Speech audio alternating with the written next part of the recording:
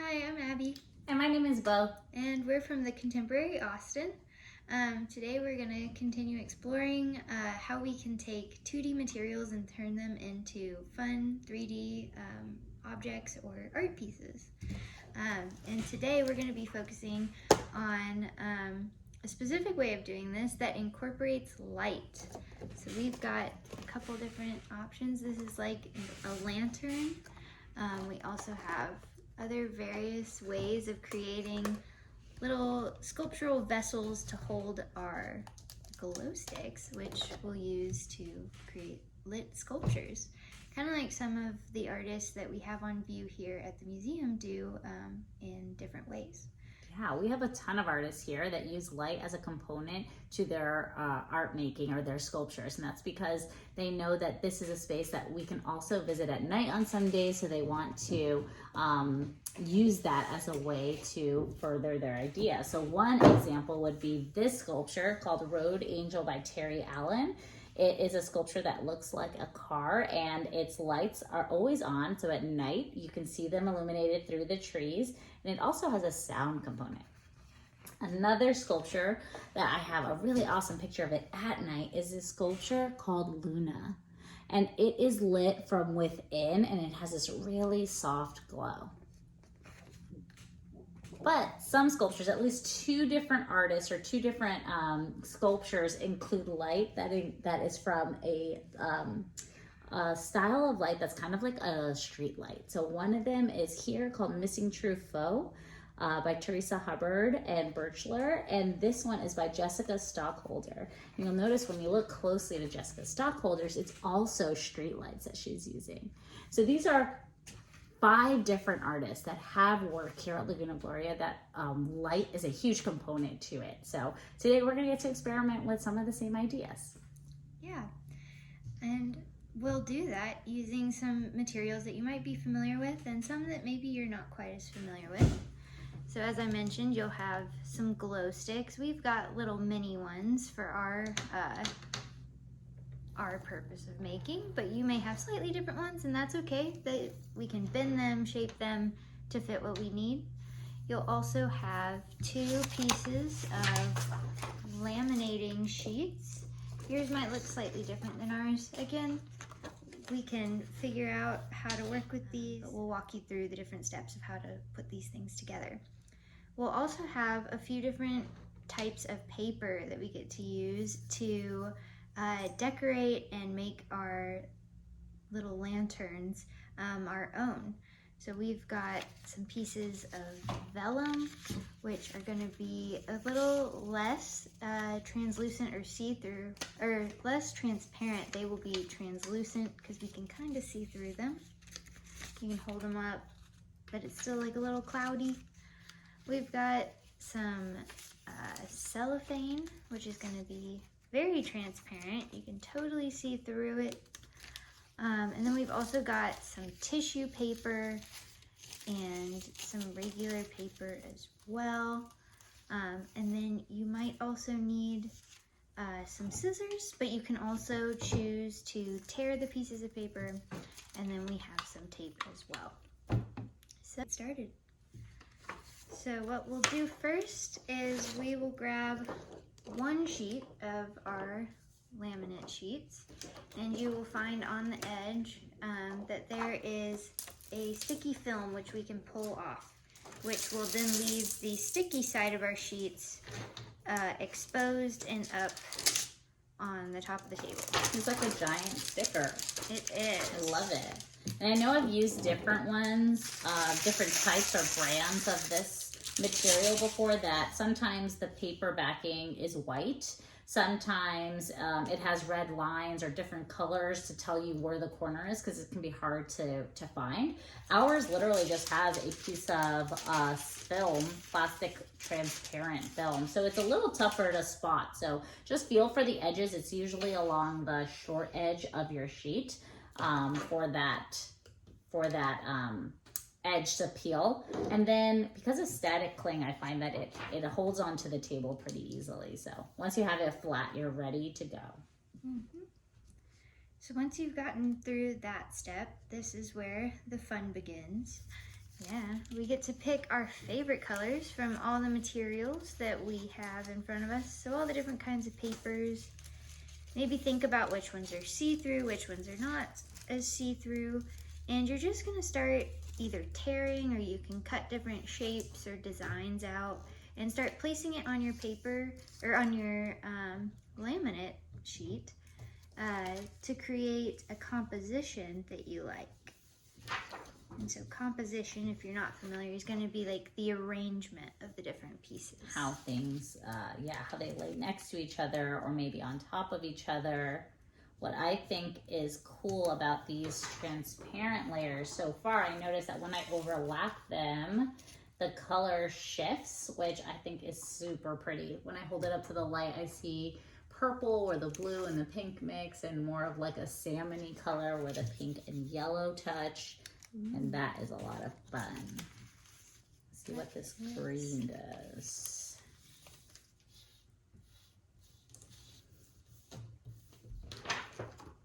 Very cool. And then these vellum pieces. Vellum feels really interesting because it's like super smooth. But then when you tear it, it tears really easily. So it almost feels like plastic, but it's not. Like it's kind of an in-between. And it tears really, really cleanly and easily. And what I like about it, like Abby was saying, this is a translucent material. So although I can't see through it, when I layer it on top of something else, you can definitely see it through. Or even if you had like something like text, you could be able to read that through the material. I think is a really cool thing about vellum. What kind of design are you doing, Abby? I'm still kind of figuring it out. I feel like it's got a lot of lines and dots, though. Very much like little marks of paper. So kind of an abstract composition. Yeah. I've started cutting out a moon, so that's a little more representational or realistic, identifiable, where Abby's sticking to more abstract, sticking with color relationships, colors, texture, shapes.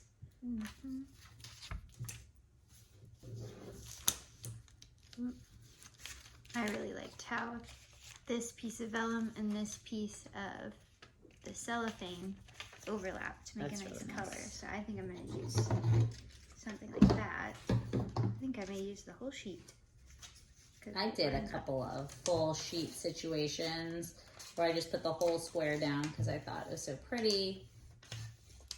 Yeah. Well, and then what's cool about these being a mixture of transparent and translucent is that you can continue to layer and see how the different things, the different pieces start to look. It's not. Could we draw? Oh, if we wanted? We definitely could. I think that would be a really cool idea if we could include some drawings, because you could draw on these papers ahead of time and then stick them down, or maybe even once you have them all layered next to each other, start to draw across them. That would be cool too. That would be really cool. So at this point, I hope you're making with us. And if you aren't, please do. We would love for you to, we're gonna talk about some of the things we discover along the way as we make, and would love it if you just made along with us and discovered your own, material and composition experiments along the way with us.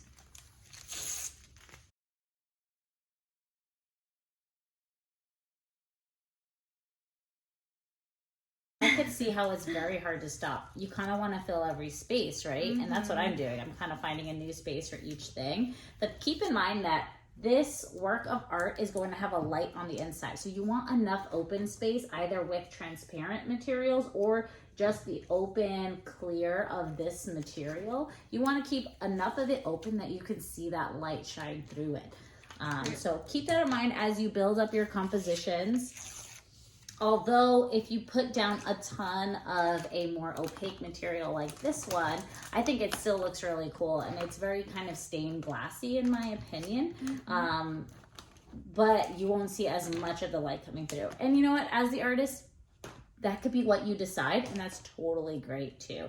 But if you do want to see that light really come through and be impactful, then be strategic about where you put down your materials and leave some open space. Okay, I'm actually not going to do more pink. I've put a lot of pink down already, actually. Okay, I think I'm done. I'm going to stop. I think so too. Okay, so what happens next? Yeah, so once you've looked at your composition and you're like, okay, I'm ready, you will grab your other laminate sheet and again pull the film or whatever is covering the sticky side of your sheet off. Oh. Staticky. Yeah, and mine clung to the sticky side of my other one. All right, and so now we're gonna do the opposite of what we did before, and we're gonna lay our sticky side on top of what we've just created. So it kind of seals it up. Okay. So what are your tips for lining this up? Yeah, so I would try to match the corners. So maybe I'm gonna start with the top right corner and try to line that one up first, and so press down that corner, and then it should lay flat and go straight down onto the other corner. I might do the bottom corner. I don't think one is better than the other. No, I'm just kidding. I'm gonna go on the side. I think that's easier for me right now. Okay. All right. I noticed mine doesn't lay perfectly though. Is that okay? That is okay, because mine is definitely not laying perfectly either. Because what's important about this step is that we're just sealing our compositions together. We'll then shape this new 2D design to create the 3D sculpture. So if it's a little bendy or not super aligned, that's okay. It'll just add to the final product. Okay, cool. Yeah, because I thought I lined up my corners, and my corners are not as aligned as I thought. It happens. There's little shifts. It does. All right, so once we are all at this step, we can go ahead and start building our lanterns. So what we'll do is we have got our rectangular sheets, and the simplest way to start is to just begin by making a cylinder, which we can do by rolling our laminate sheets. Mine makes a lot of cracking noises. Yeah. Ooh, nice. So I noticed yours is a lot bigger than mine. When I roll mine up tight, then I even get more layers because my plastic is overlapping itself, really cool. which I think is pretty cool. But then I can't fit quite as much in it. So pros and cons.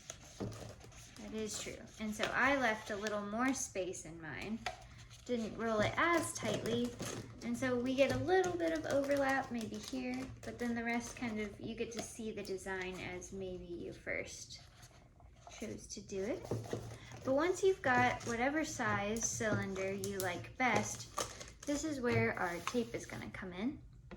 And so what we'll do is we will tear off sheets of tape, and Bo has a great idea of how we can prep our materials so that once we get to this step, it goes a lot faster and easier. Yeah, if you're making with a friend, maybe you guys take turns and you cut tape for each other. Or what I like to do when I'm working alone is I'll cut a bunch of pieces and have them ready on the edge of my table so that when my hands are full of my artwork, I can just grab an already cut piece and stick it on rather than having to manage cutting the piece of tape while I'm holding everything together. It's just too much. So I've got enough pieces for me and you, Abby. Perfect. Alright, so I'm going to re-roll my cylinder too. Get it where I like it. I'm going to use a couple of pieces. Or maybe I should even say a few. I'm using 3 pieces to seal up kind of the whole edge, and The easiest way for me to do that is to go across like this, but what Abby's doing is she's running it along the seam for a really smooth connection. So whatever you prefer. I got a few more pieces for this. So now we have a cylinder that's open in the top and the bottom, but we know that we want this to hold our glow stick so that we have good light. I think we have a few options on how to seal it up. We do. So, depending on what your finished design you desire, the simplest way is going to be to then pinch the bottom of your cylinder like so to create a sort of pouch effect. And so you start from your cylinder and you just squish the bottom and bring the two ends to meet, and then you can take some of your tape and just seal up along the bottom, running it either horizontally, or you can start from here and wrap it around. It just might use a bit more tape. Yeah. So I might suggest the horizontal approach because it'll fold over the edge. This shape actually kind of reminds me of a toothpaste tube. It does. Especially this size, or like, this is a little bigger than toothpaste, but maybe like sunscreen when it comes in like the tube, it's like this size, so. I like that. I just thought of that. It's funny. It does.